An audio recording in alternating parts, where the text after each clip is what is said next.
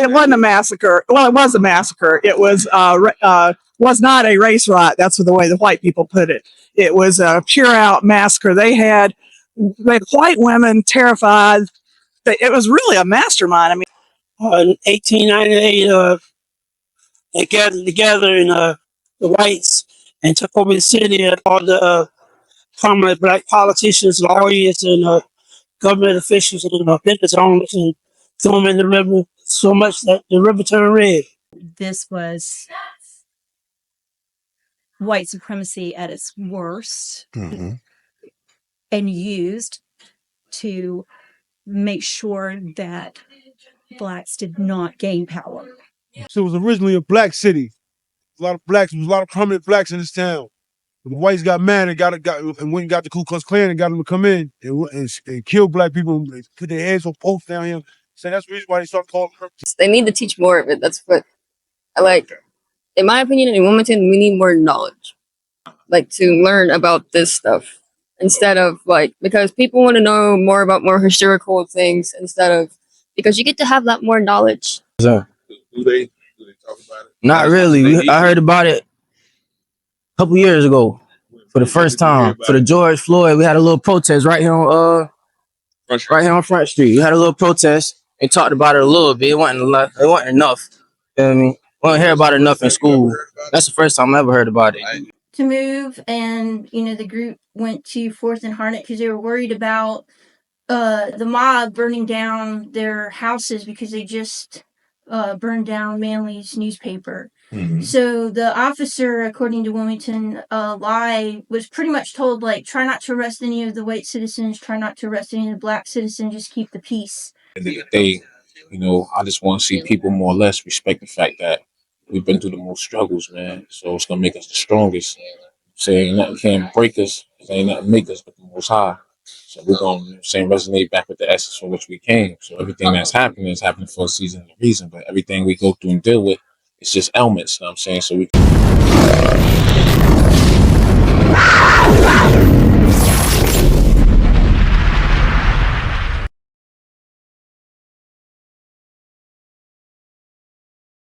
Wilmington, North Carolina, known as the Port City, home of famous athletes such as Althea Gibson, Harlem Globetrotter Meadowlark Lemon, Sonny Jurgensen, and of course, the man that most people believe is the greatest NBA basketball player of all time, Michael Jeffrey Jordan. Despite Wilmington's rich history, it also has a darker, deeper past. I've always heard about the Wilmington race riots of 1898, where 2,000 white supremacist men descended upon the town, laying siege to the interracial government and terrorizing the black people of the town, killing some and running many of them out of the city. This event has always been a mystery to me, with different accounts telling about what happened. So instead of sitting here at my computer, I decided to take the hour-and-a-half long drive down I-40 East to see for myself, to lay eyes on the landmarks, places, players that played an intricate part in that fateful day. And as you see, I talked to many members of the community to get their perspective on what really happened that day. And what I found out is quite interesting. A major event of that magnitude is rarely even talked about in the town. In fact, it laid in the archives until a couple of decades ago, where people started researching and government grants allowed funding for people to unearth what really happened on that day. And so my journey to Wilmington allowed me to gather some information that will put in perspective what really happened on that day and the events leading to the destruction of a interracial government and the destruction of black excellence that somehow still strives to be rebuilt to this day. Take the journey with me as I take you on a trip to Wilmington, North Carolina. And it all started here at Thalian Hall. All right, so we are here today at 310 Chestnut Street in Wilmington, North Carolina. And there you see Thalian Hall. Thalian Hall is the place where Alfred Moore Waddell, who was a former Confederate soldier and a U.S. congressman, gave a speech right before the elections of 1898 that implored people, white people, to fill the Cape Fear River with carcasses. He wanted the white people to overthrow the white and black Republican government of Wilmington, which sparked the 1898 Wilmington Massacre. It was not a race riot, it was a massacre. So we see here this building still stands today.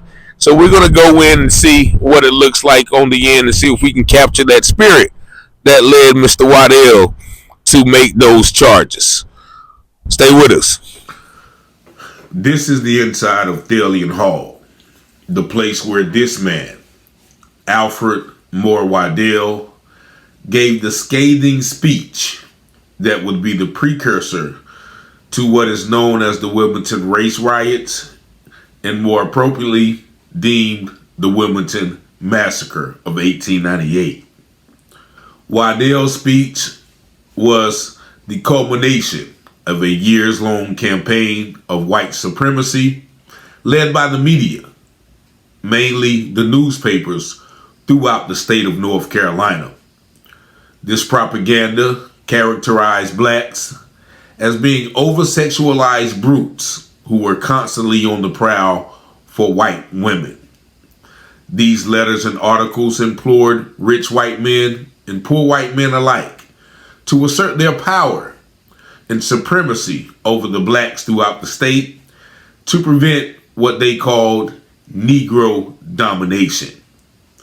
Because Wilmington, North Carolina had a lot of affluent blacks and progressive whites who allowed African Americans to participate in the government, it made them the perfect target for this propaganda and also the subsequent attacks. Here are a couple of examples of those letters, newspaper articles, and cartoon propaganda that inflamed these white supremacists. So one of the most powerful ways that they used to manipulate the minds of the white people was to portray Negroes as dangerous and beast-like in cartoons such as this. And even though it was dated June 29th of 1900, it is a perfect example of how they used the power of media and images to infuse fear and incite violence in the hearts and minds of white people. Here you see a black man characterized with big lips, spaced out teeth, buggy eyes, and back wings. And on the wings you see Negro rule. And there you see outstretched hands reaching out, grabbing white women. And he's also standing on the Fusion ballot box.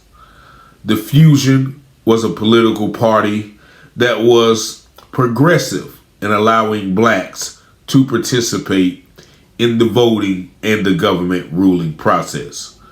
And here you see the caption under it. John Hubbard, being duly sworn, deposes and says that while working the public road some days ago, he heard several Negroes in Mark Creek Township, Wake County, talking about the constitutional amendment. And one of the Negroes, a preacher and neighbor of H.H. Knight by the name of Alfie Price, said they, referring to the white people, may pass the amendment, but that they would have to fight, and that the right way to do them, the whites, would be to kill them from the cradle up. Sworn and subscribed before me this day, the 29th day of June, 1900, John Hubbard. While there is no way to prove that this testament of this man hearing this preacher is correct, the pure image of the picture once again painted the Negro in a beast-like animalistic fashion and incited fears, anger, and violence in the hearts of many. And there were several more articles such as this. This cartoon once again played on the fears of having blacks in the Democratic Party rule. Here it said, White Man's Party, Democratic Commissioners of Warren County, farming out a white woman to a Negro.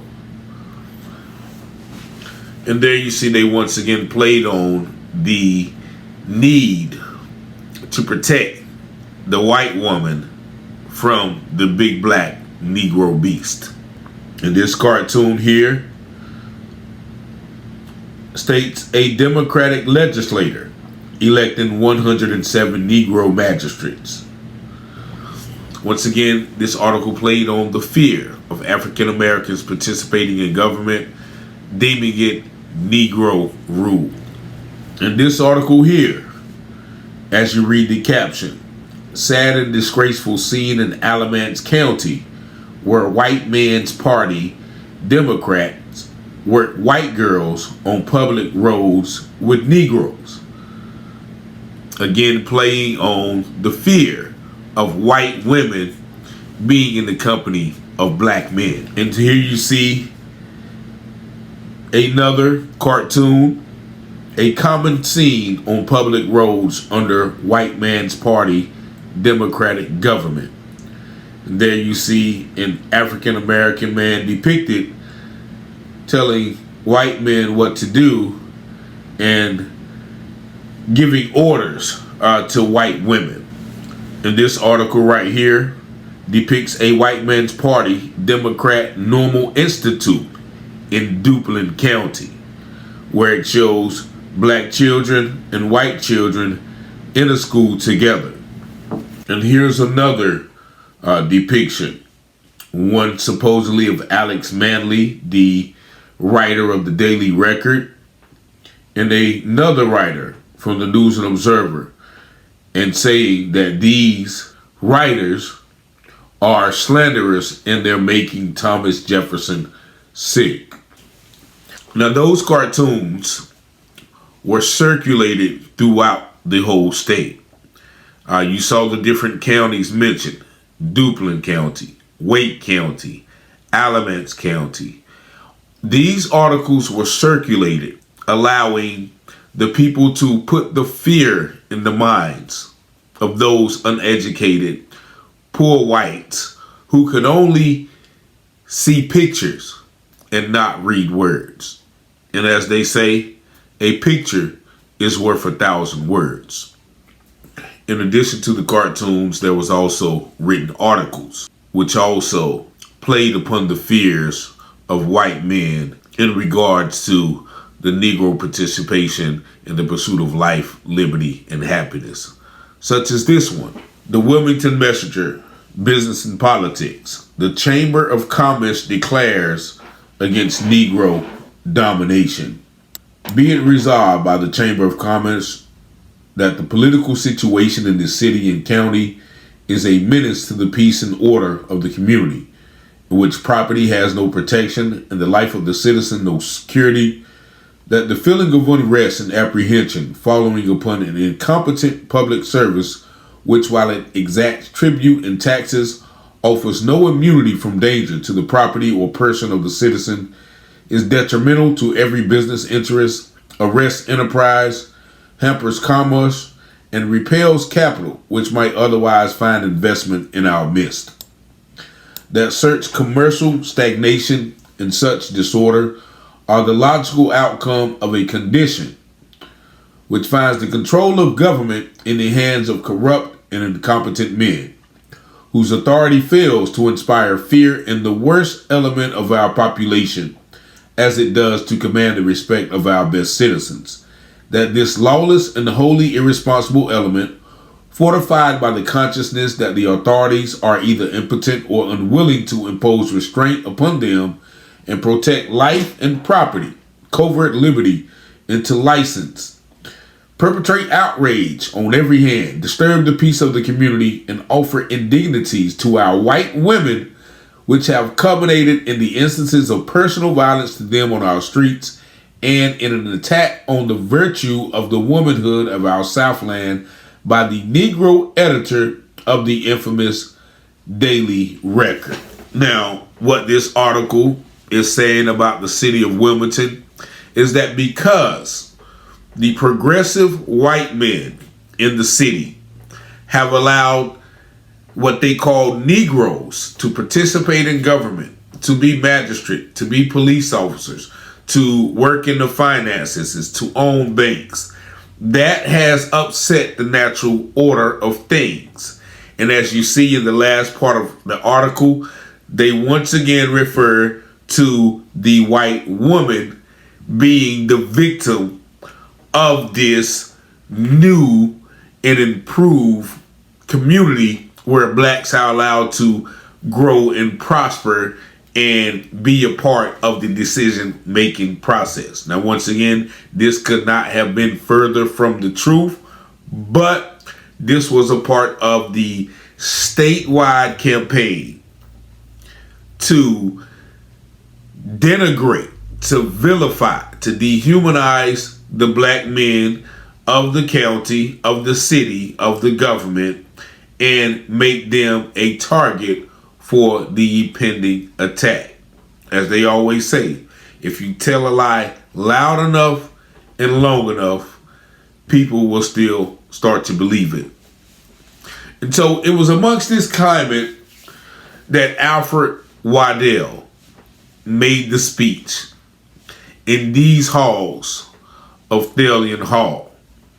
Just a few days before the election, Waddell gave this narrative to the people of Wilmington who were there to listen. We are the sons of the men who won the first victory of the revolution at Moore's Creek Bridge, who stained with bleeding fleet the snows of Valley Forge, and only left their service of their country when its independent sovereignty was secured. We are the brothers of men who wrote with the swords from Bethel to Bentonville, the most heroic chapter in American annals, and ourselves are men who, inspired by these memories, intend to preserve at the cost of our lives, if necessary, the heritage that is ours. We maintained it against overwhelming armies of men of our own race. Shall we surrender it to a ragged rabble of Negroes led by a handful of white cowards who at the first sound of conflict will seek to hide themselves from the righteous vengeance they shall not escape? No, 1,000 times no. Let them understand once and for all that we will have no more of the intolerable conditions under which we live. We are resolved to change them if we have to choke the current of the Cape Fear carcasses.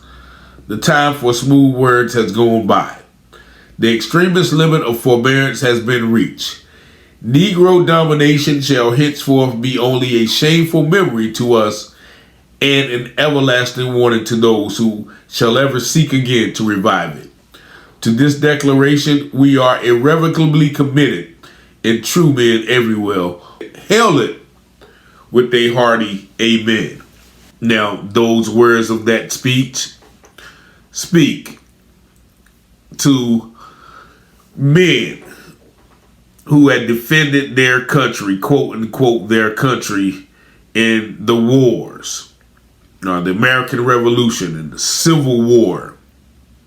And he said, if we defended our land between men of our own race, shall we not defend it against some rabble-rousing Negroes and a few white men who lead those Negroes? Yes, we will, and we will defend it with our lives, and if we have to, we will choke the Cape Fear River with carcasses. in which they eventually did.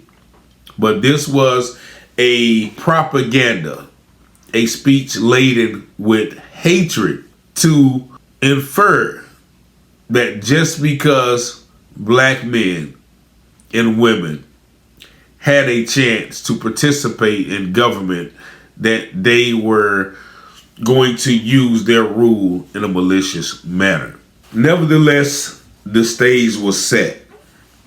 It was in these halls that Alfred Moore Waddell gave the speech that set things in motion for November the 10th, 1898. After speaking with the tour guide for a minute and gathering some more information, I decided to leave Thalian Hall and walk around the town for a minute to see if I can encounter anyone with more information on that fateful day of November the 10th, 1898. On my walk around the building, I encountered certain landmarks. There you see the City Hall, which has now moved to another location. I wonder if that is the same City Hall that was there in 1898. And there you see a freedom flame dedicated to those citizens of Wilmington and New Hanover County who have given of themselves and those yet to answer the call to preserve liberty for all mankind. And also you see another historic sign referencing Thalian Hall. But one thing I did not see was any landmark or reference to the Wilmington 1898 massacre. But what I did see in the parking lot of Thalian Hall was this marker reserved for Councilman Mark A. Waddell.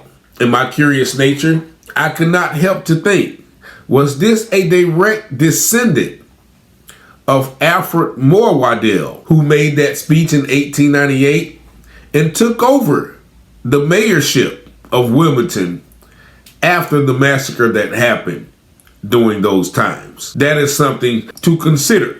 So as we walked around and looked for landmarks, we noticed that the courthouse was right around the block. What better place to go to speak to individuals than the Wilmington courthouse about the Wilmington massacre? As we approached, I saw two young black men standing outside. And so I asked them, had they ever heard anything about the Wilmington massacre? And this may surprise you on some of their answers. Whole bunch of BS. Whole bunch of BS. Sending people to jail. Unfair charges.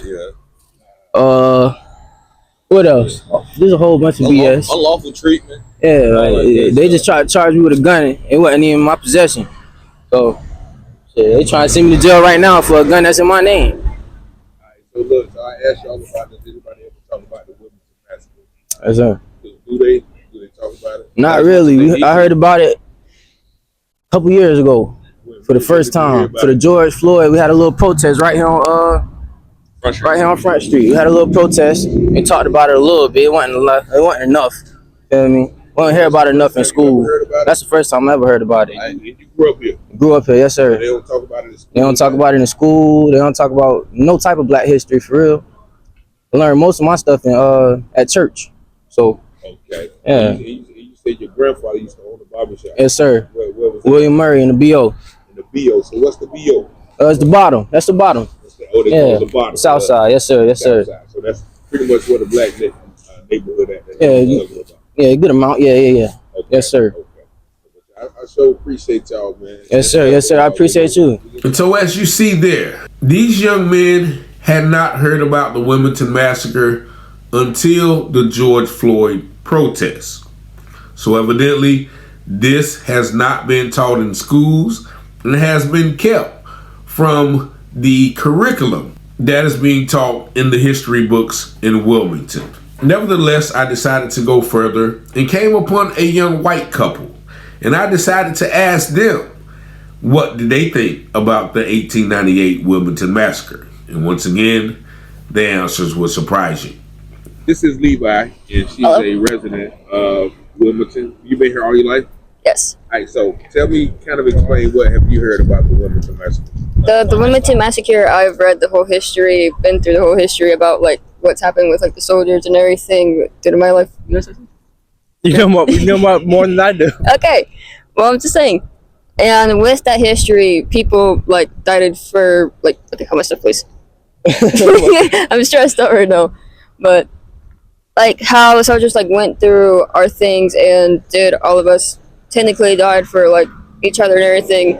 I'm gonna base it on a movie, like for my Jack for a second. Like for example, you can use that for example. You can use movies based on life. You can say different things, but in my opinion, I'm actually like my mom. She does National Guard, so she's technically serving our country. So I understand this. Okay. So I got National Guard. I got people in the military, so I know. He's even got people in the military, so he knows. Okay. But I think they're doing good. All you gotta do is just respect people, do your thing. So, All right. So, but you know the massacre of 1898 when they took over the government. You hear about that? no way. Huh? No, I actually haven't heard about that. Oh, you haven't heard about that? No. Oh, okay. But yeah, that's what we were talking about when they took over the government, and it was like a coup d'etat where they took over the government here. Coup d'etat, that sounds familiar. So it's something they don't really teach you. Yes, they need to teach more of it. That's what I like. In my opinion, in Wilmington, we need more knowledge. Like to learn about this stuff instead of like, because people want to know more about more historical things instead of, because you get to have that more knowledge to have instead of like for example, if I was right here, just walking down the sidewalk, have those little billboards right there. Yeah. Boom. Yeah. Historical marker. Yes. All right. Thank you so much. You're welcome. And so you see, again, this young white couple had really no extensive knowledge on what happened in Wilmington in 1898. So there is a definite lack of exposure to this incident to the new generation. Hopefully this video will help out. As we continue to walk around the block, we saw several businesses. Some of them either with Black Lives Matter signs in their windows. Now that is a very encouraging gesture, seeing that the story of 1898 did not hold the sentiments of Black Lives Mattering, more or less living. As we rounded the block, right back to Thalian Hall, we saw a group of children ready to take that tour that the tour guide told us about. And speaking with another lady who encountered us, she said a great place to go would be the Wilmington Library. And we looked across the street, lo and behold, and there was the Wilmington Library. So we decided to go there because we heard that they had some extensive information regarding the Wilmington. But first, we're going to go over here to the library and try to get some more information about certain landmarks so we can go to all of the places that were instrumental in the Wilmington Massacre of 1898. Come on, let's go. Before we got to the library, while walking across the street, we ran into a lifelong resident of Wilmington, North Carolina, and asked her what was her knowledge of the Wilmington Race Massacre of 1898. Here's what she said. All right, so what do you know about Wilmington Massacre? The Wilmington what? The Wilmington Massacre. It wasn't a massacre. Well, it was a massacre. It was not a race riot. That's the way the white people put it. It was a pure out massacre. They had white women terrified. It was really a mastermind. I mean, they told the poor white men that all this. And then they told the women that had nannies and whatever in their house that black people were stockpiling guns. They were going to burn down their house. They were going to get children, and that was all a lie. But so on two sides, black and certain whites, they were terrified. And what it was is, a newspaper guy in Raleigh, they built the scheme to tear. And actually, you can actually hear this lady hit the microphone. So the rest of her interview is inaudible. But I talked for about 3 or 4 minutes with her. But as you see, she said that it was not a riot. It was a massacre. And she mentioned how it was propagated. She said it was a mastermind. They had the white women scared of the black men, or blacks in general, Also, they said that black people were stockpiling weapons to attack them, which was a lie. And you will later hear one of the officers I talked to mention the Wilmington lie. Everything that was in those papers, from the Raleigh News and Observer, from the Wilmington Messenger, to all newspapers across the state, was masterminded. They were strategically put in writing for people to see and garner this attitude of the danger of black people, Negro rule, Negro domination, which in turn led to what we see here. Now, she also mentioned the prominent families who were involved with that massacre. One family she mentioned was the McCraes. Now, I heard that name a couple of times throughout speaking with other people. Another prominent name was the Roundtrees. Now, I think Roundtree was one of the individuals who took the legislative role when Wilmington was overtaken. Nevertheless, she talked about how a lot of people, once again, do not like to talk about this, especially the people who are on the giving end of the massacre. But she did say that even, I think it was a member of the McCrae family who recently got up and issued an apology for what happened. So that is definitely a start for people coming to realize how it still affects the people of this area, but also national history, the entire makeup of the history of this country.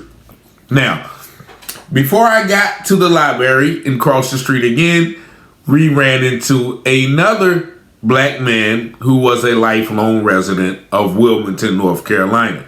Now, here is what he had to say about the incident. My man, David Green. David Green, are you from here? Yes, sir. All right, so what do you know about the Wilmington Massacre?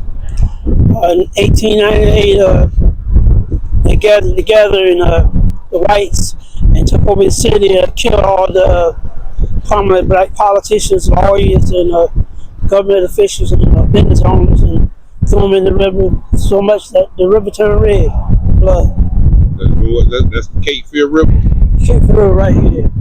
Oh, it's right here? Yes. So you can walk down there and see the river? Yes, sir. Oh, wow. Okay. And do many people talk about it today?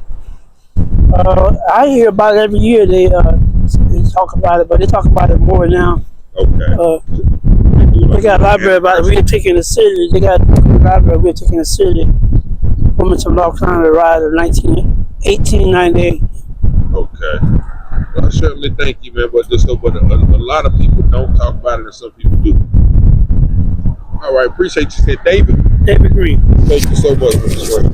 And now you hear the brother speak about it. Now he's very direct. You know, they came in, all the prominent politicians, businessmen, they, you know, unalived them and threw them in the river, so much so that the river turned red. Now, he mentioned, I guess they do have a memorial about it every year. He said he starts to hear about it every year. So evidently there is some traction to bring some awareness to the situation. But as we've seen from the previous two interviews, that they still have a long way to go in generating a widespread knowledge of the event. After those interviews, we were finally able to get into the library. So right now we're about to go into the Wilmington Library.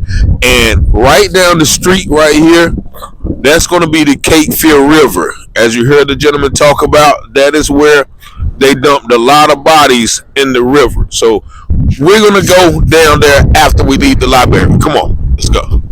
So when I got into the library, I let the lady at the main desk know what I was there for.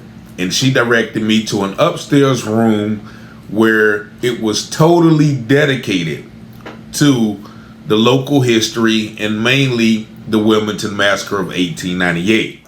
And so when I got in there, I was able to sit down with an actual librarian whose main focus is to develop finding materials on that subject. And this is what I learned while sitting with her. You can go to the local history, and I've put together an entire finding aid on 1898. So this shows you what we have. And we have the photographs, and then we also have like these papers that have information in them.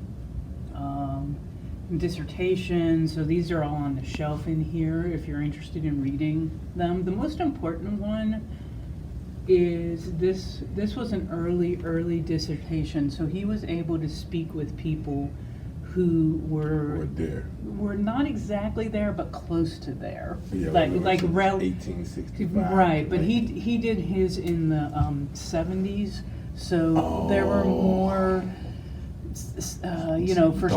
daughters and sons. Yeah. So I really didn't have a lot of time to dig into all of the materials that she showed me, the books and the documents. But one thing I did want to see is some of the historic pictures that depict some of the events that happened that day. So here are a few of the pictures that I looked over. Now here you see is probably one of the most famous pictures is the group of white men, the mob, with all of their guns. There you see children. But this is the site where they burnt down the Daily Record, which was Alex Manley's newspaper. And we'll get into that later on.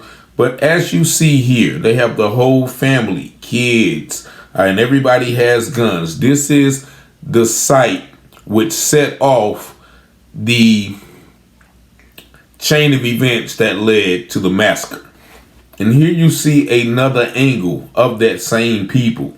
You see once again, hundreds, maybe even thousands of white men out there with their rifles, some even on top of the roof that they had just burnt down.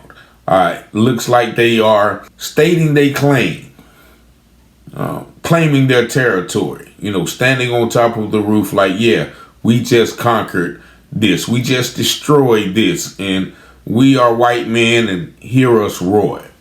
And there you see another group of white men standing probably over some building or house that they destroyed. And this is a picture of 3rd and Hanover Street, which was said to be the place where the first shot was let forth, where the white men met a group of black people, and then the conflict ensued. Now, at the bottom of this caption, it says 3rd and Hanover Street corner, in which a white man was shot. Now, throughout all of the information that I've gathered, I've never heard anything but blacks being injured or shot. So this may be very well another piece of propaganda trying to make it seem like it was a race riot. And so here is another picture. And if you see the X's marked in the caption below, it says 3rd Street cross mark where 2 Negroes were unalive.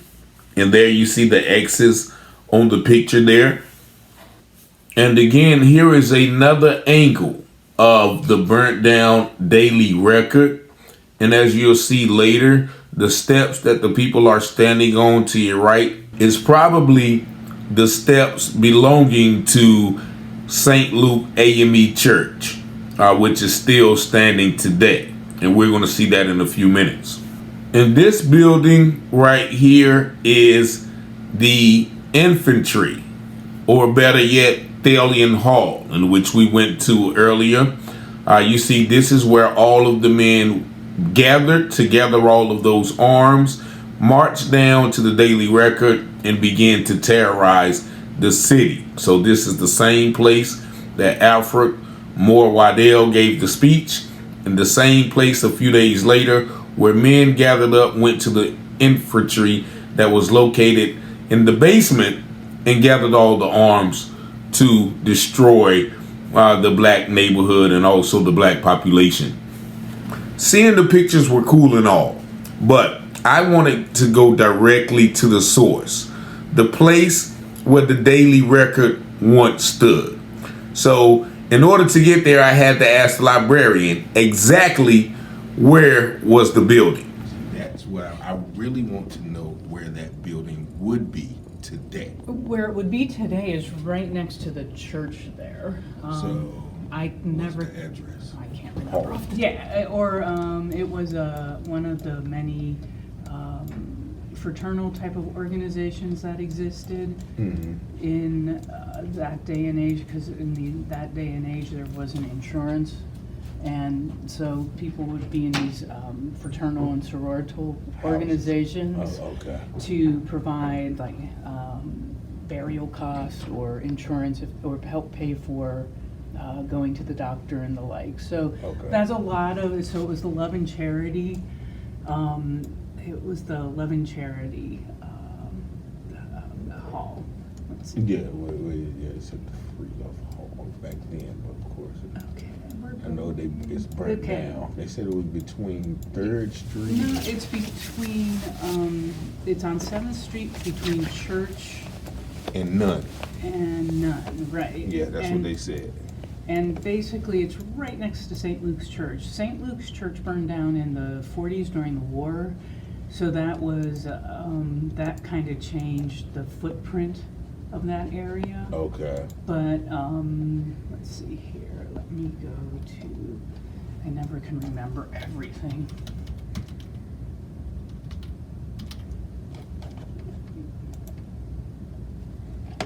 So if we do Street View, so where it would be is you're going down this way and you're going this way, and it is this particular lot here. Right now they're doing some work on the lot, so I don't know what's going on So yet. that's on 7th Street, 422.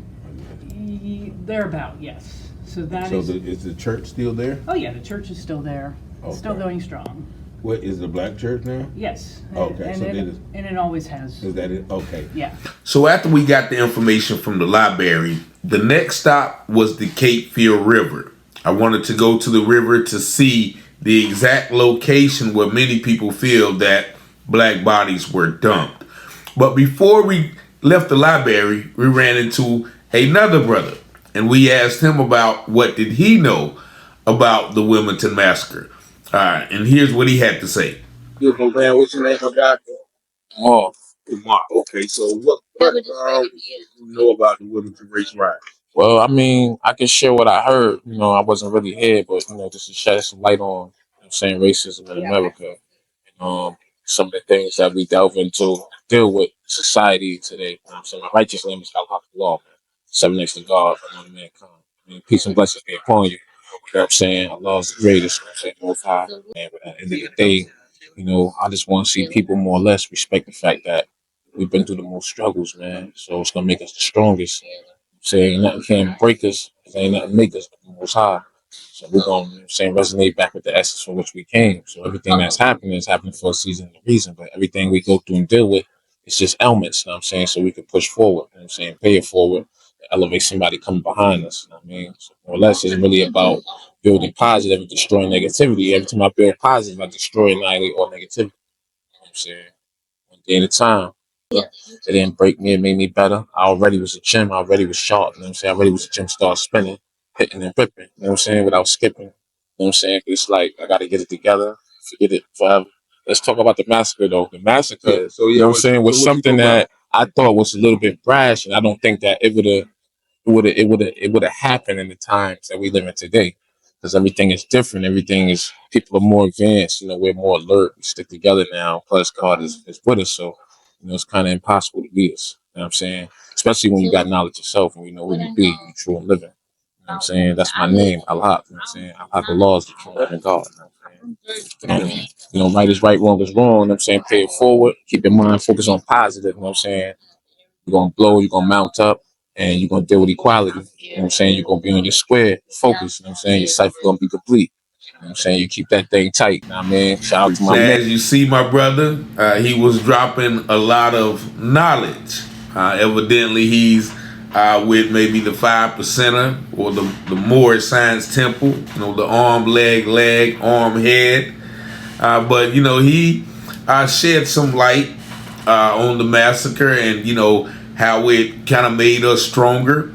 Also, he mentioned something that he doesn't think something like that could happen in this day and time, and so he definitely had a lot of positive, uplifting things to say as far as humanity. But it was a pleasure talking to my brother. But nevertheless, after speaking to him, we walked down to the Cape Fear River.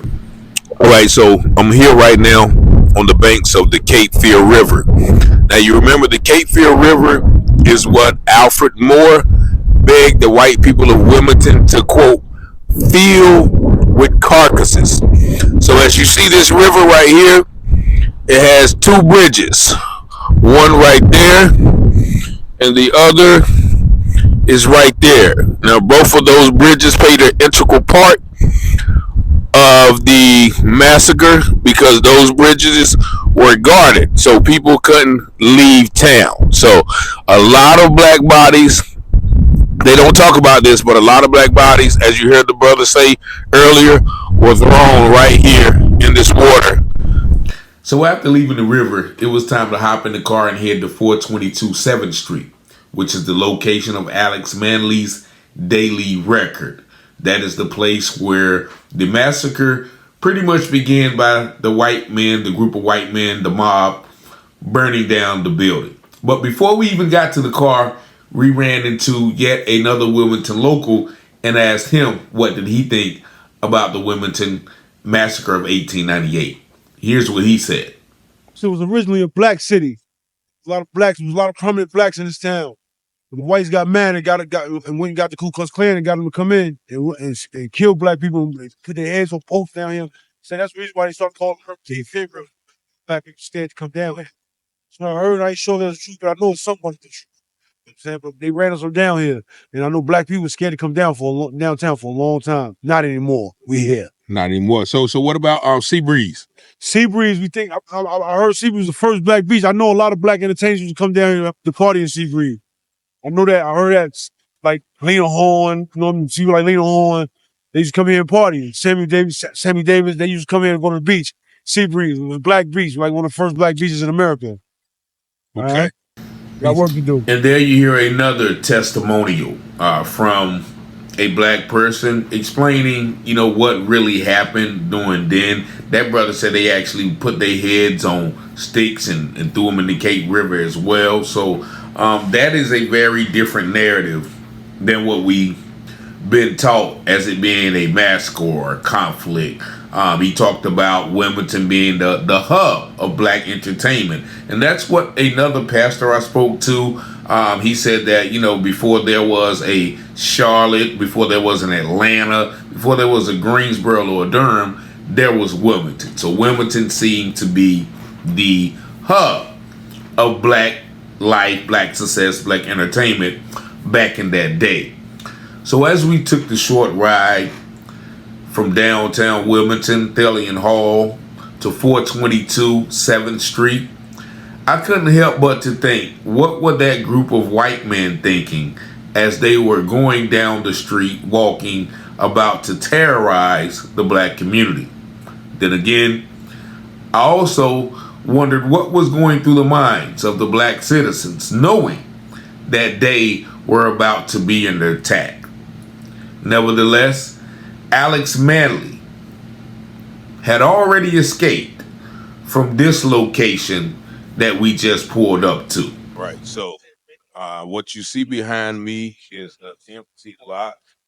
This is where the Daily Record was, in which Alex Manley, the reporter who wrote the article that inflamed the white supremacists of Wilmington, to come and burn down this building. Now, I guess the lot has been empty since 1898, but this is the church, the African Baptist AME Church, that is still part of the black community today. So evidently right now on this lot, you see that they are doing some work, maybe the church is expanding the parking lot, what have you. But this is the lot in which Alex Manley and the Daily Record once stood. So this is where the catalyst for the Wilmington 1898 massacre was formed. So who is Alex Manley, you may ask, and why was his building the first to be burned as a target of the insurrection? Well, just let me tell you. Alex Manley was born in 1866 in Raleigh, North Carolina. Both of his parents were of mixed ancestry. His father was a freedman who, like many African Americans at the time, possessed European ancestry. And his mother was also a free woman of color with mixed European ancestry.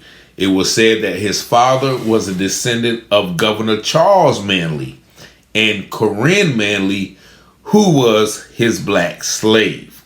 And there you see Manley does have a very fair complexion, as they called it back then. He was light-skinned. Some may even call him a mulatto. Nevertheless, in 1865, at the age of 29, he started the Daily Record with his brother Frank.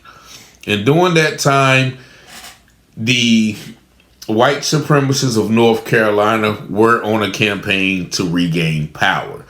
They wanted more power in the legislature, in the Senate. And because Wilmington, once again, had a progressive Democratic government, that made them the target of this white supremacy smear campaign.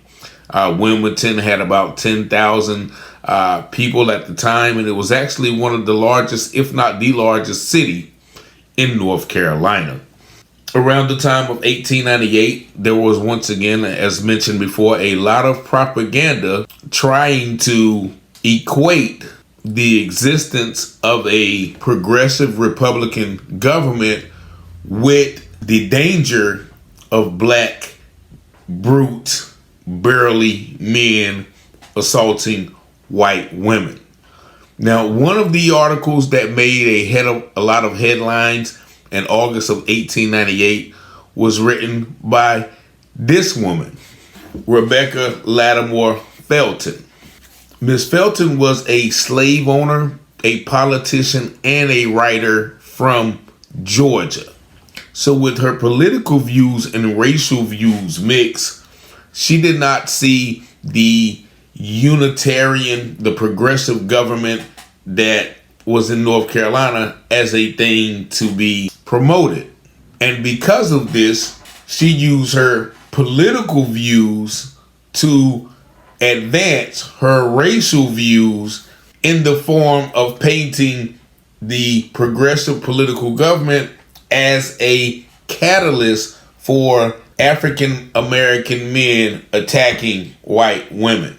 This is one part of her speech that pretty much sums up her whole article. When there is not enough religion in the pulpit to organize a crusade against sin, nor justice in the courthouse to promptly punish crime, nor manhood enough in the nation to put a sheltering arm about the innocence and virtue, if it needs lynching to protect women's dearest possession from the ravening human beast, then I say lynch 1,000 times a week if necessary.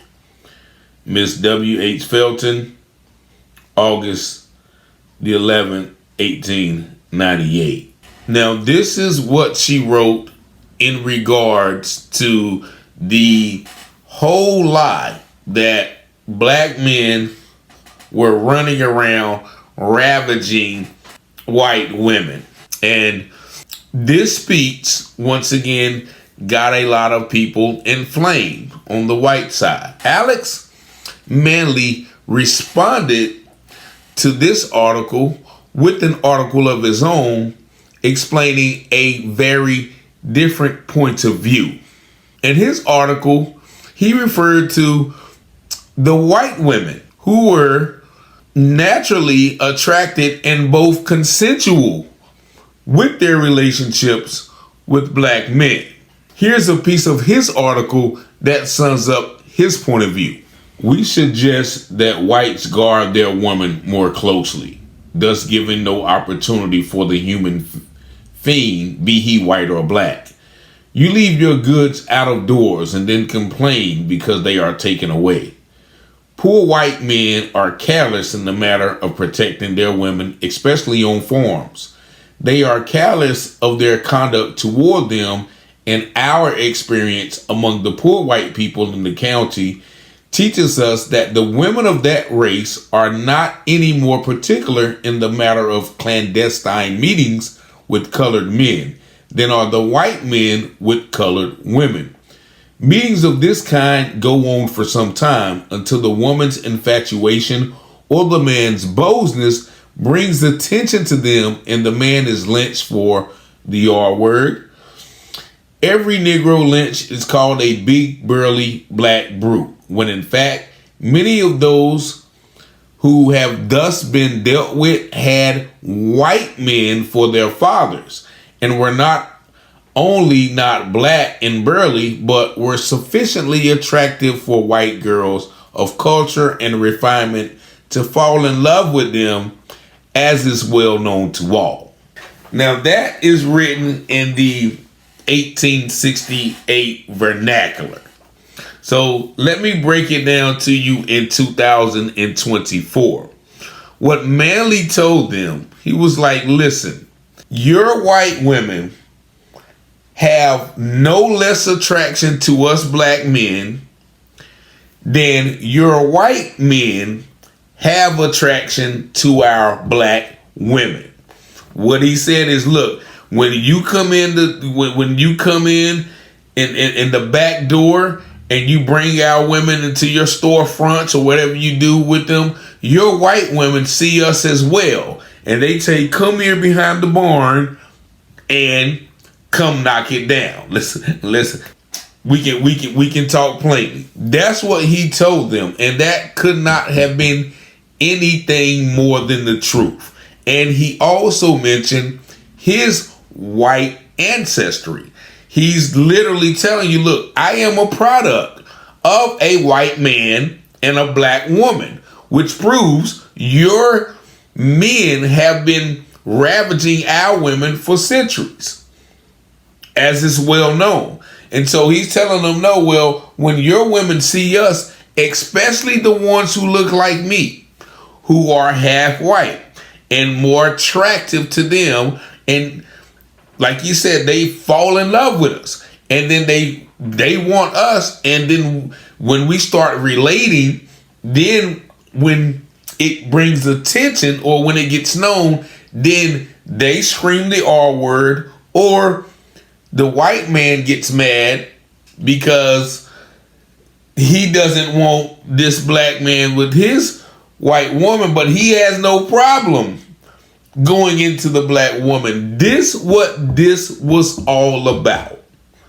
It's amazing to me to see today black and white, interracial couples walking around when a whole entire community was destroyed because of that fear, that theory, that propaganda, that this was the worst thing that could ever happen.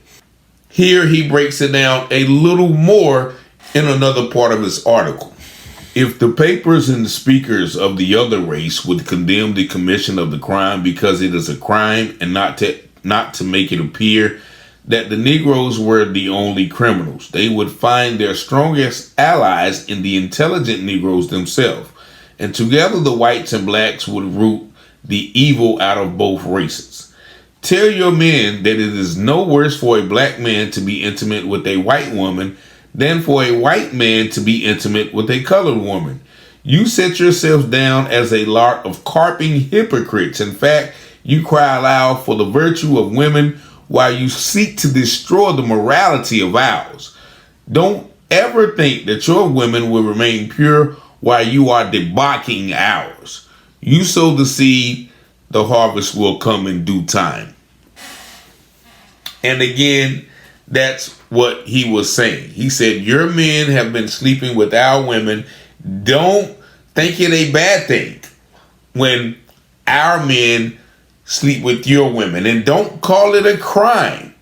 If it is a crime, call it a crime, but don't just say, okay, well, we are not doing this, or your women are not doing this on their own accord. They're doing this willingly, but soon as you find out, oh no, they are attacking our women. So for that, as in most cases, when you call out hypocrisy, the hypocrite gets mad.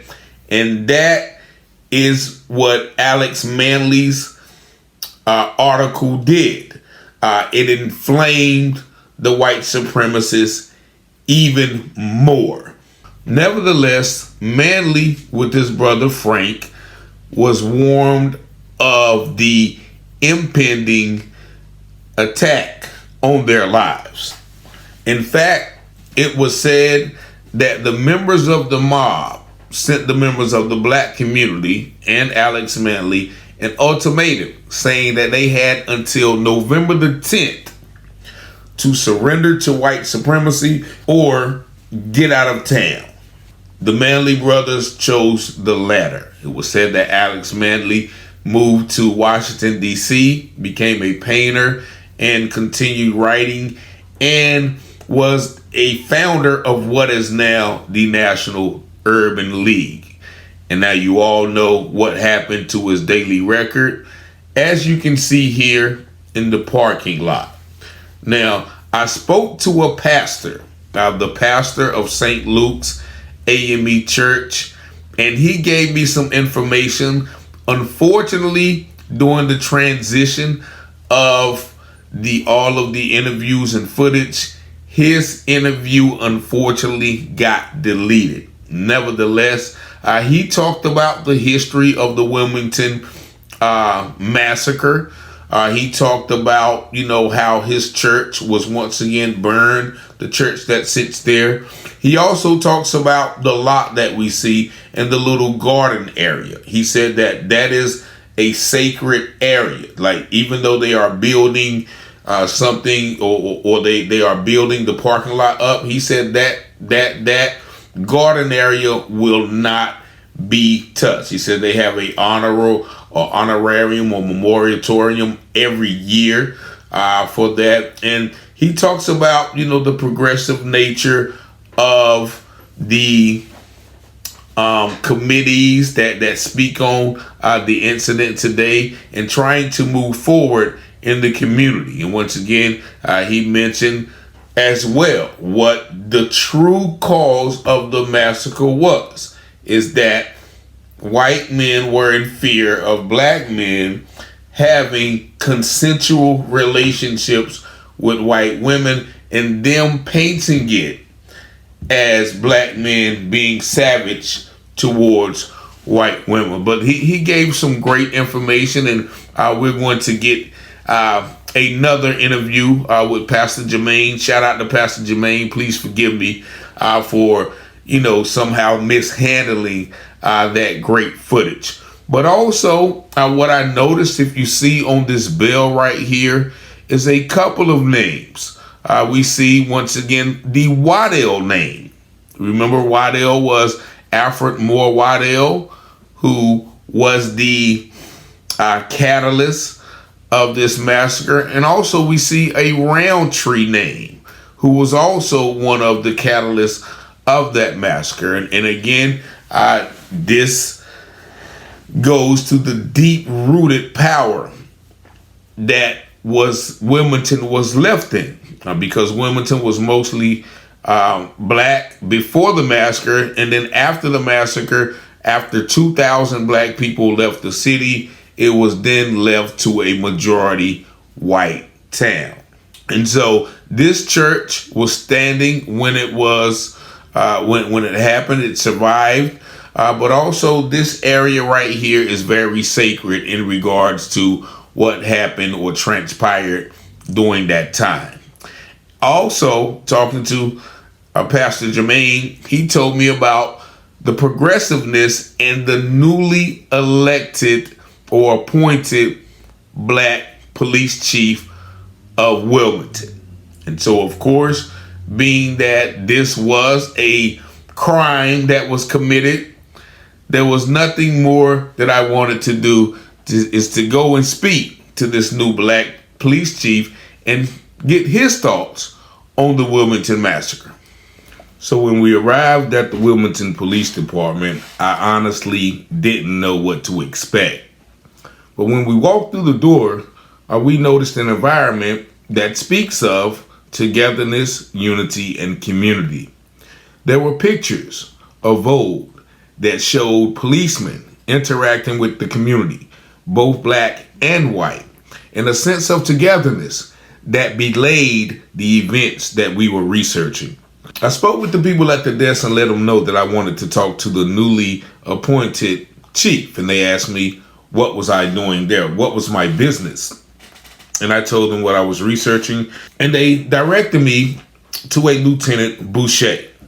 And Lieutenant Boucher was just so happened to be pulling up as I was asking. Lieutenant Boucher is the quote-unquote expert on the history of the Wilmington Police Department. So I had a chance to sit down with her, and here's a part of our interview that she gave some insight on the Wilmington Massacre of 1898. Lieutenant Boucher. Yes. Is Sergeant or Lieutenant hired? Lieutenant's hired. Okay, that's why you're ready. So Lieutenant Boucher is one of the historians here at the Wilmington Police Department. And, you know, we've been talking about the history of Wilmington with the coup d'etat and the progress that the city has made. Of course, now, you know, they have the first black police chief. But first, I want to ask you, what do you know about the history of that 1898 situation? I've done some research on the 1898. I even teach it in our history for the new officers so that they're aware. We use Wilmington on Fire to kind of go over the gist of it. I think that does a lot better kind of explaining it than I can. Okay.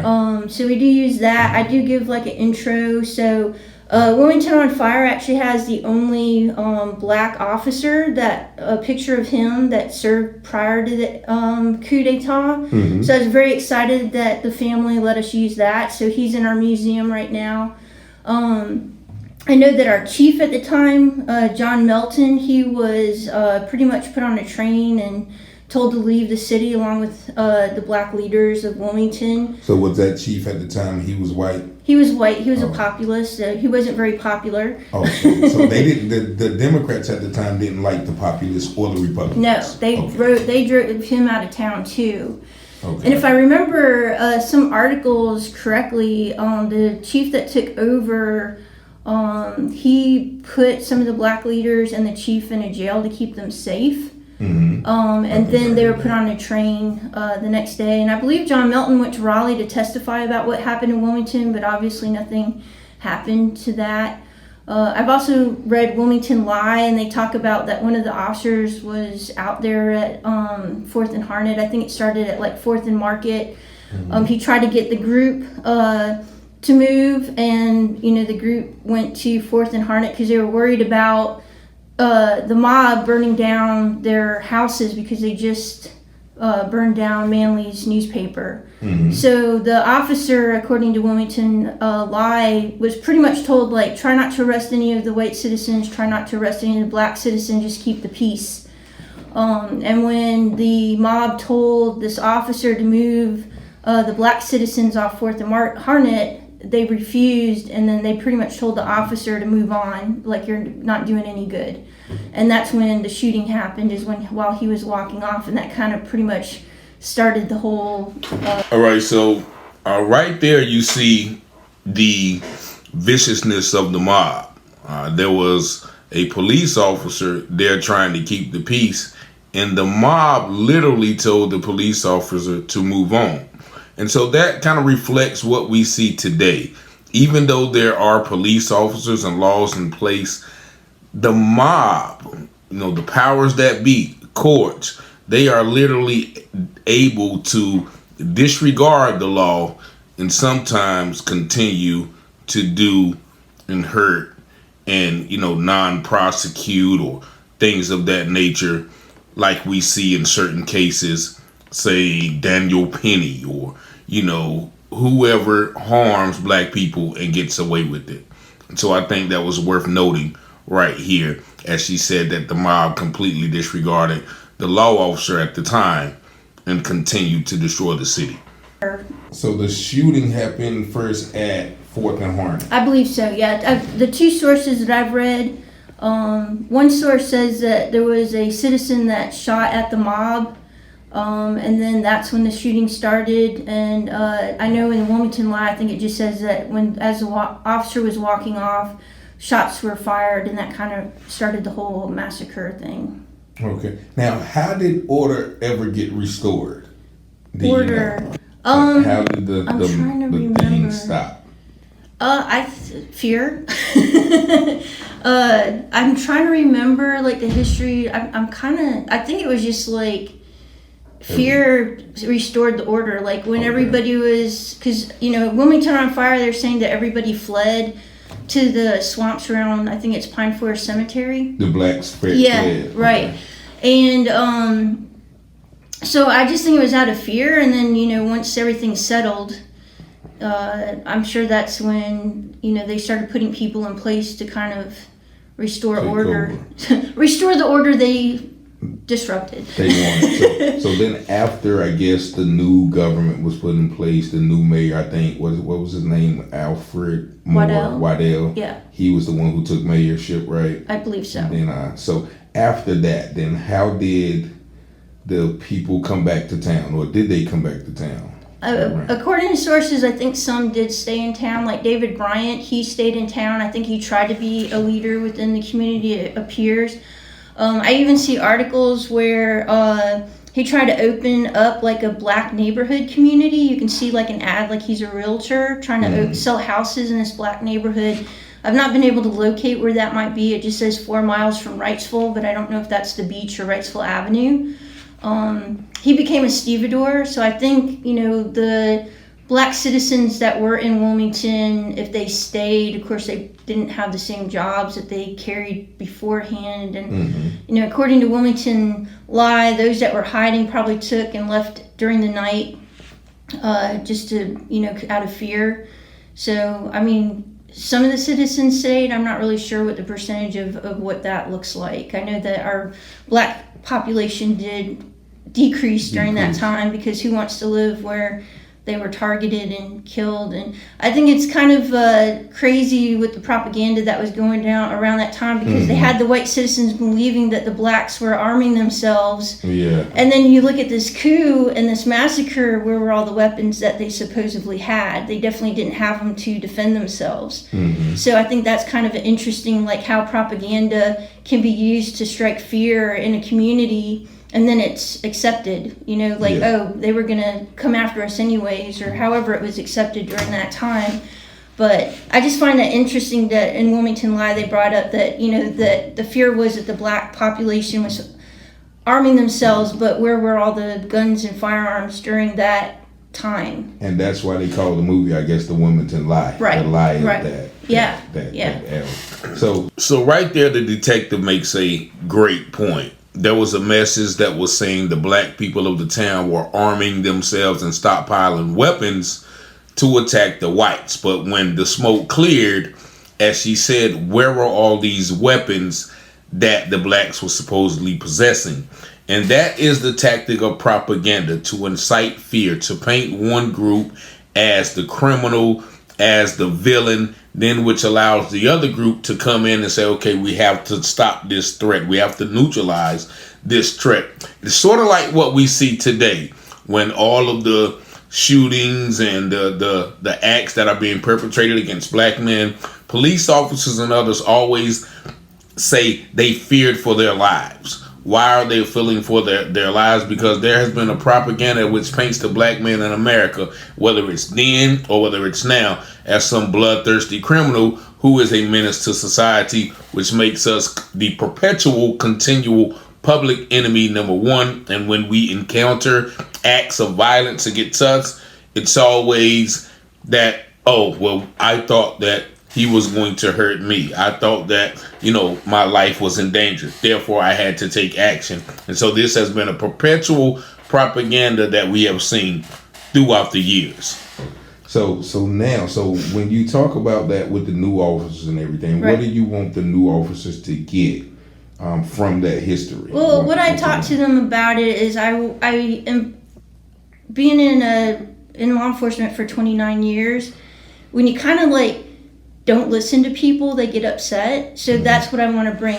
We kept the Wilmington Massacre a secret for so long. I heard that. Right? I heard that. And then, they had the commission. We've got our memorial, which is awesome, and we're bringing it up to the forefront, and we're trying to let officers know that this happened in our history, because this is things that may be brought up when they're out there on the street. Mm-hmm. And I just say, look, you got to take the time to listen to people. That's all that they want. You can't just shut them up. And sometimes where you're in a very high stressful situation, instead of like saying get back, because that's generally what we tend to do, like get back, because we're in that stress and we're trying to maintain order. Yeah. Is like, if somebody's adamant that they want to talk to you, just tell them, can you walk over there, and I'll come to you in a minute. And if I don't come to you, just kind of wave me down to remind me that you're still waiting for me. Mm-hmm. I saw this a lot downtown, because you get fights downtown, and sometimes the actual victim is the victor. You know what I'm saying? Exactly. So you end up seeing somebody fighting and is the aggressor, but you're not realizing that the other person that's losing provoked it. And you've got friends that are trying to talk to you, and you're like, just get back. But you might be, charging the wrong person. Okay. Or maybe they both need to be charged. Mm-hmm. So I just kind of bring to the forefront to try to go out there and listen to people. It's very important that you listen to them, because I think you can de-escalate. Another example that I gave is we had somebody that was in a apartment in Creekwood, and I think this was like after Ferguson happened, and it was, people were coming out, and we had SWAT coming out because we didn't know if he was armed, and people were just coming out, and they were like, Black Lives Matter. They were afraid. I mean, they're listening to what's going on in the media. You get worried. You've got SWAT coming in with guns. And, I could have just been quiet about it, but I was like explaining to him, like, hey, we've got some guy, he's hiding out in this apartment. We're trying to get his friend to talk him out. I said, the only reason SWAT's out here is because we don't know if he's armed, and we don't want him starting to shoot people from the apartment. And then after a while, because I think it was during the summer, I think one of the women out there was like, man, he needs to hurry up, it's getting hot out here. So rather than kind of like stoking the fear and escalating that, you just take the time and you talk to people so that they don't live in that fear of the unknown. And then that de-escalates and people feel safer. That you can build trust that way as well. So my point when I show Wilmington on Fire is listen to people, because that's important. You don't have to agree with what they're saying. What they're saying may not be accurate, but listen to them so that they can get their feelings out and say and feel like they're being heard.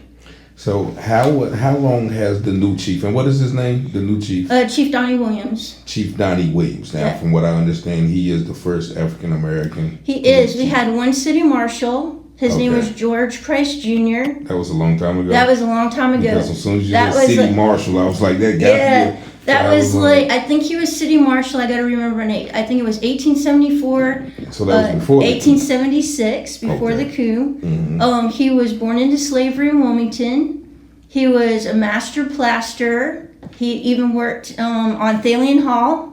In there with all the ornamental plaster work that's in Thalian Hall, right? And he came back. He was a representative for our state. He became a city alderman, and that's how he got elected to city marshal, because the aldermans would elect members of their council to become city marshal. They were in charge of the police department, the fire department, and I think tax collection. And then I believe, I gotta remember the date, maybe about 1878, they decided to install a police chief, and George Price was in the running with Henry Brock, but Henry Brock ended up winning the votes for chief police. So we did have a black city marshal that ran the police department, but Donnie Williams is the first black chief of our department. Okay. Now, how was he received?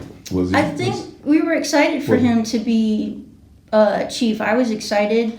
I didn't even know that he was going to be interim chief, and I think I made a comment about like, hey, can you be the our MC for our memorial that we have in May? And he kind of made a comment. He goes, I don't think I'm going to be available for that. I didn't know. And then I ended up going to City Hall when they named him interim chief. And I took some pictures while he was standing there, so I thought that was really cool. So.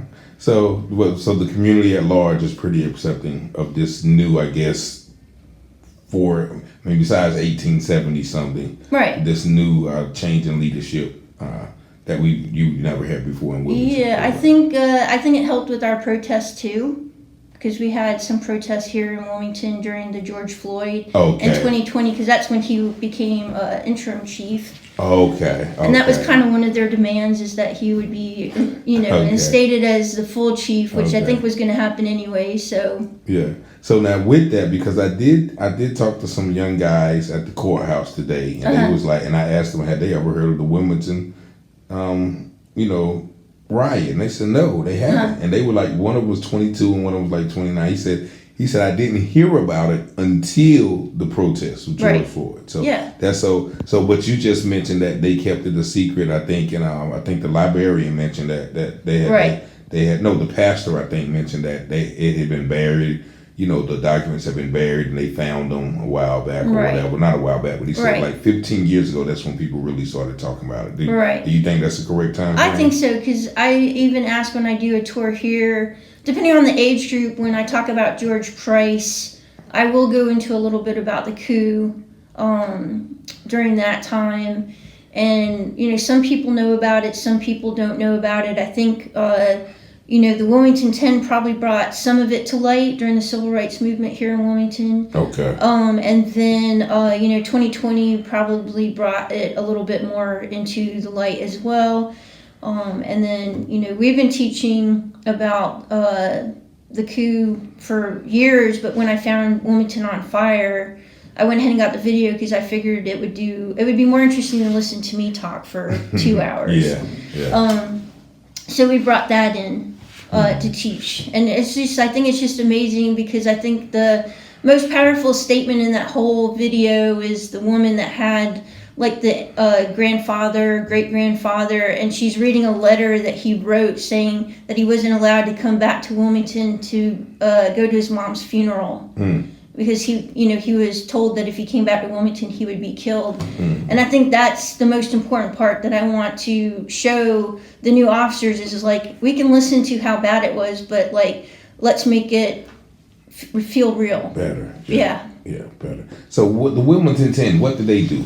The Wilmington 10 came in, the county decided to move all the students from Williston High School to Hoggard in New Hanover, and they didn't give them any notice. Okay. And so all the seniors were upset because it was a family tradition to graduate from Williston. And of course, during that time, it was, they weren't as accepting. They felt like if anything went wrong, they were the ones that were getting suspended. And so they brought in Ben Chavis. To advocate for those students. Unfortunately, there were some buildings that were burned during that time. Officers and fire trucks were being shot at, continuously during that time as well. And all I can do is history. I don't know inside. That was an integration type deal. Okay.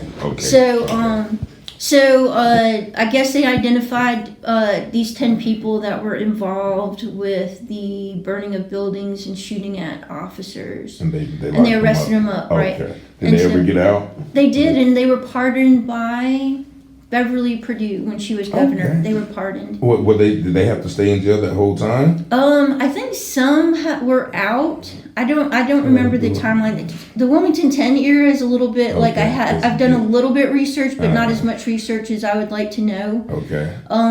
I do have a timeline that was at the library that I kind of like teach off of. Okay. But I know that they were pardoned, and I just kind of tell people, like, if you think about today or back then, like, maybe 2 of the people had something to do with it, and maybe everybody was grouped in, or maybe they all had something to do with it. We don't really know.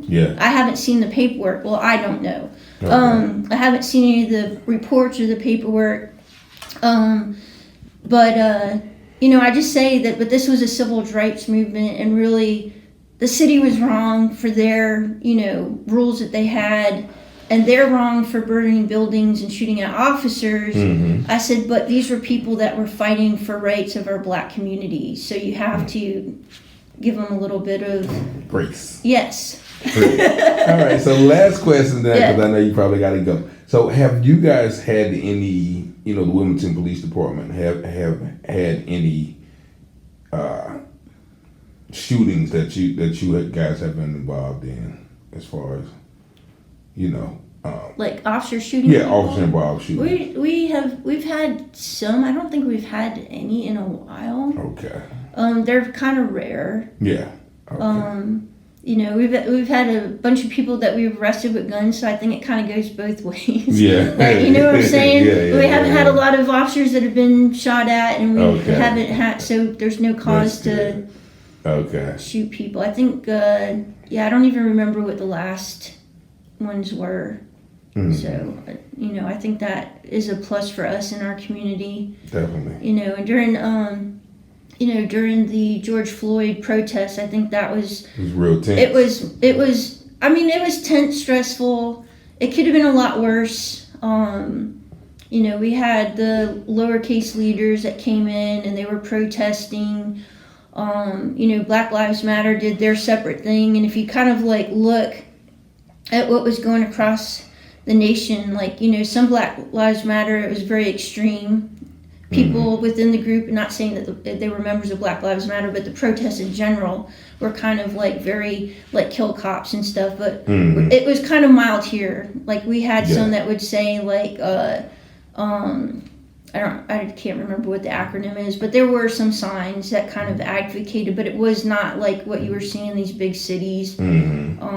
So the time was stressful, but I feel like our protests were mild compared to other places. And, the lowercase leaders just weren't out there protesting. They were also doing some stuff within, or trying to do some stuff within the community too. So I kind of respect them for that, but it was stressful. Okay. Well, I certainly thank you, Lieutenant Boucher. Thank you. All right. And I thank you, and I wish you much success in the rest of your career. Appreciate it. All right. All right, and that was the completion of my conversation with Lieutenant Boucher. She kind of took us all the way back from before the coup, as she kept referring it to, as opposed to the other lady who called it a straight-out massacre, all the way before the massacre until now, and the different transitions and changes that they had to endure in Wilmington because of this mob. As she stated, there was a black marshal beforehand, and after that, a lot of the blacks were run out of town. As she said, they ran to the swamps. Many of them moved, and then when they returned to less power, less jobs, less influence, and subjected unto Jim Crow laws, more oppressive segregation, and the things of that nature. And you'll see next, she takes me on a tour down at the bottom of the museum of the police department they have, where from that time, from 1900s to 1910, 20, 30, 40, 50, and maybe even 60.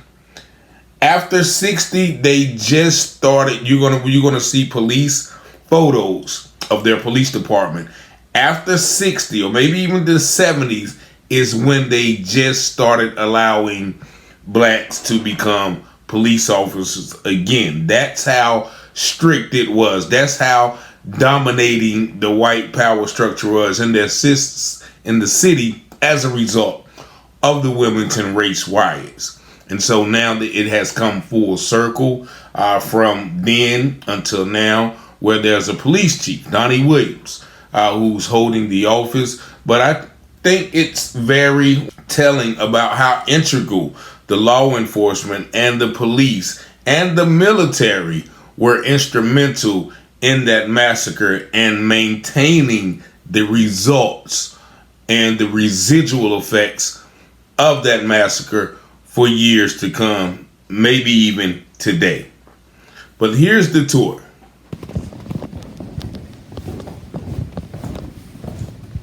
And our chief, he's everything that has his blue color, he put together. Okay. Yeah. So a lot of he found all this stuff so we could do our fleet display with the radios and our in-car cameras. This is our MDT. That's a computer. Yeah, and these is another in-car camera, our body cameras. Siren and light boxes. We've got our light bars here. Okay. Wow. The chief made that barn door for our mock mounted horse. Do y'all bring children out in here? Yeah, we do. I give the tours.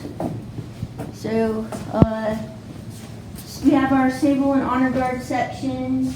And like you said, the chief made those pedestals, so he loves woodworking. He did a great job. He loves woodworking. Yes, he does. Those are the rotary phones. Is that an old phone from the station? It's from eBay. I saw this phone in the background, and I was like, it would be cool to have one replicated. Yeah. This is the old station right here? That would have been at the basement of City Hall, is where the first police station was. Oh, wow. Yeah. Okay. So there's David Bryant right here. David Bryant. Yes, sir. Chief was the city marshal. Yep. No, that was George Price was the city marshal.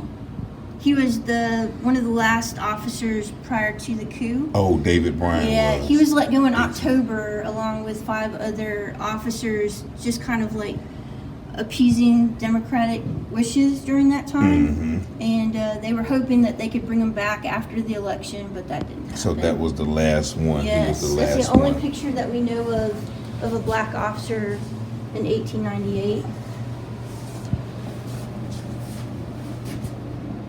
And these are just the different uniforms through the years.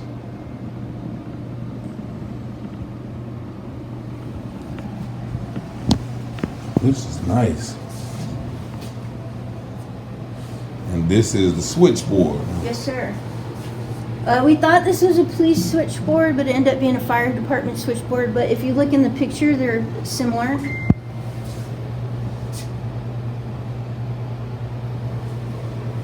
And then we have Sergeant Haynes. He's our training center is named after Sergeant Haynes. He was one of 2 of the first black officers hired after 1898. Okay. It took 10 years for the black citizens to get city council to agree to hire black officers. Samuel Hill was the other officer hired. There's even a write-up that I found at the library where they were written up. One wrote a citation to a white citizen and the other one arrested a white citizen, and they were kind of asking why they couldn't arrest, because by the time a white officer got there, they would the suspects would be gone.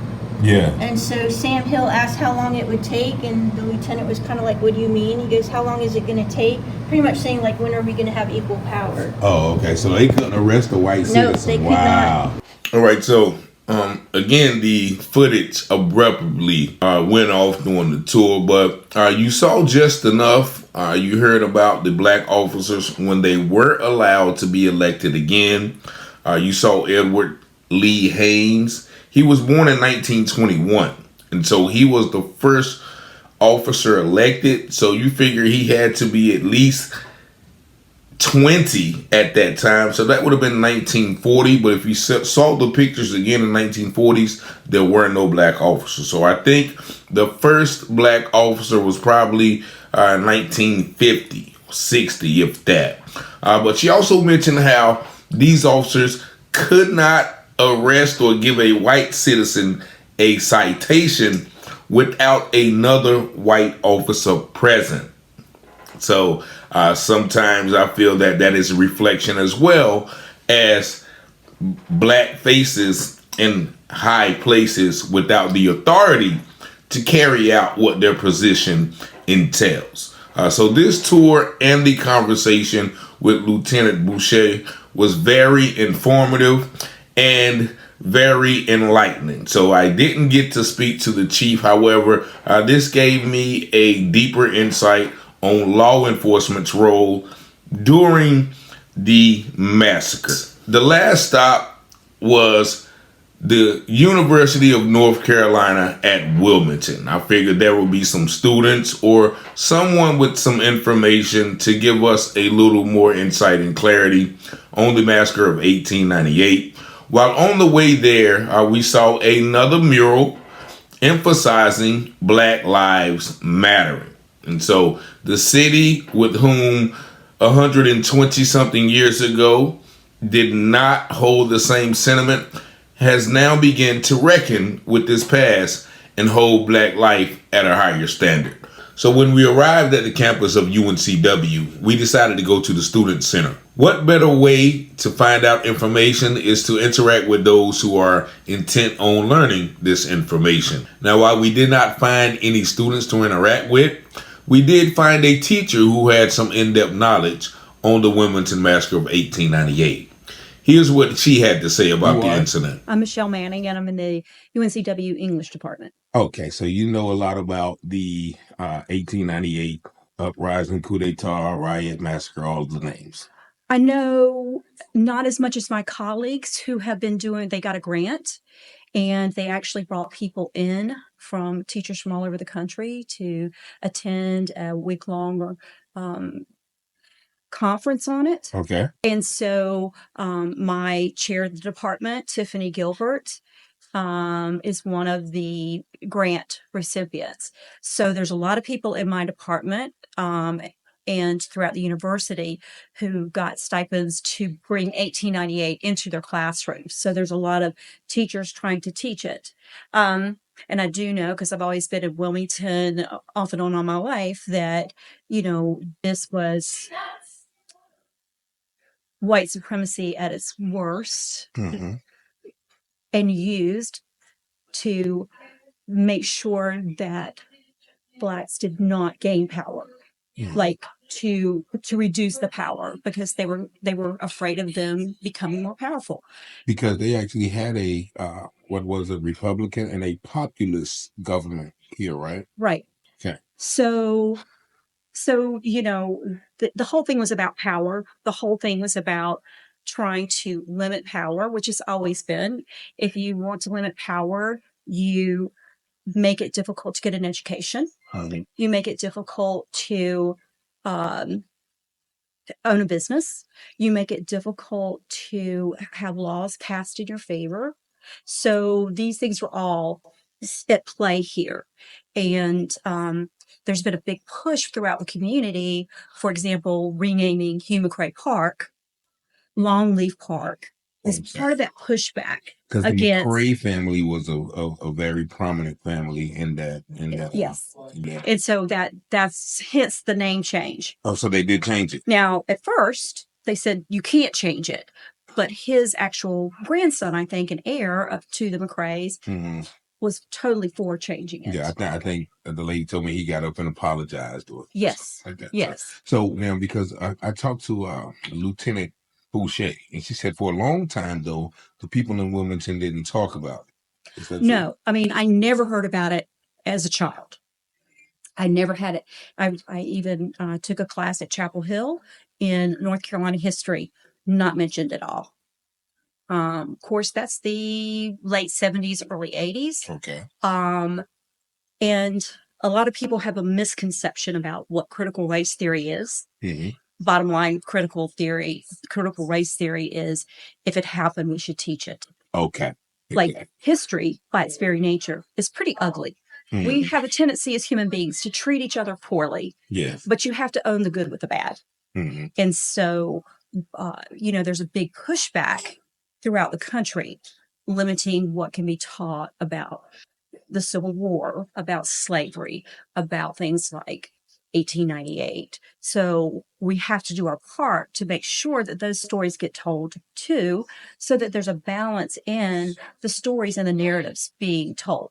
Because people in power control the narrative. Yeah, whoever wins controls how history is written. Correct. And so there you see the teacher, Miss Manning, pretty much laying out the reality of what was done back then to prevent Blacks from getting power, to prevent Blacks from owning businesses, to prevent laws from being made in the favor of Blacks. And she said it perfectly: white supremacy at its worst. Now, I don't know what is white supremacy at its best, but nevertheless, I get the gist of what she was saying. Also, you heard her say that for years, nobody talked about it. She even took a class at UNC Chapel Hill about North Carolina history, and that this incident was not talked about. And of course, people say critical race theory. What that means is basically they're trying to put a bad name on teaching real history. But I thank this teacher for iterating how much true history needs to be taught. And she said a little more. These things need to be talked about. So when did they start that push that you were talking about earlier? It's been the last 3 years or so. Okay. And so I'd reach out to Tiffany Gilbert. She'd probably give you an interview. She's in Morton Hall, which is where the English department is housed. But a lot of people throughout the university have done big projects about it. But they got a grant so that they could put their money where their mouth is, bring it into the classroom. And it wasn't limited to people of color. It was anybody who was interested in it could bring it into their classroom. So I know a lot of my colleagues brought it in. Okay. Now, so how does you think the conversation affects, I guess, relationships today, or even improves relationships today? I think with all difficult conversations, there's always pushback. Like you were very careful about saying, not you personally. We all have to confront our hidden racism, but we don't know until we have conversations about our hidden racisms, right? Our prejudices. Exactly. And so I think that in general, our culture has lost its ability to have civil discourse because it's not taught anymore. Strategies that have a conducive, collegial conversation, especially about hard topics, are very difficult with the political climate of our country and just the dissent in the country. Yes. So I think it's really important that we continue to fight to have those difficult conversations and to do our part, because it can't afford to be swept under again, right? So because I remember I read this book written by someone from ECU, and it's about the Pullman porters, and they were all Black men, but they became people that turned into the forefathers of the civil rights movement. They became the Black middle class. Because they had to step up. Someone was still holding them down, but they were much better than other people. And reading that book, reading about how Martin Luther King, the story about that, and who were the players in that you don't hear about in school. Exactly. Like, I was like, holy crap. Sorry. No, you good. All this stuff I needed to know, but I wasn't taught this. Yeah. How much different would my life have been if I had been taught that in school? If we'd had those conversations, then they wouldn't be hard anymore. Yeah, exactly. You make a great point. So I thank you. You've been very helpful, and I certainly will reach out to. So, ladies and gentlemen, what you just saw was a brief summary of information collected on my visit to Wilmington, North Carolina, to do some research on the massacre of 1898. I've spoke with educators, law enforcement, pastors, lay members of the community, librarians, tour guides, and got a further insight on the reality of a situation that is just given a brief stroke through in the annals of history books. As you see from many of these people, many of them don't even know that such an atrocity, such a tragedy, such an upheaval of normal American society for Black people actually happened. And as you see from the documents and the initial conflict, it was all about white fear of Black, successful, upstanding citizens. And so without this knowledge, one would concede or consider this a riot. There were some blacks arming themselves against white, trying to ravage white women, trying to overthrow white people, and trying to keep their foot on white people and dominate them. When the opposite was true.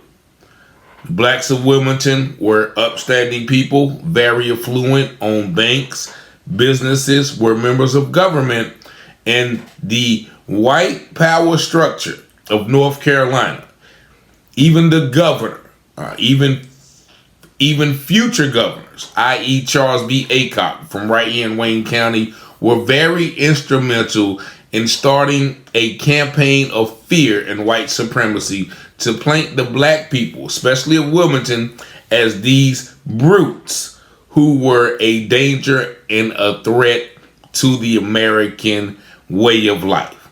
When in truth, it was the other way around. Now we're going to visit Wilmington once again.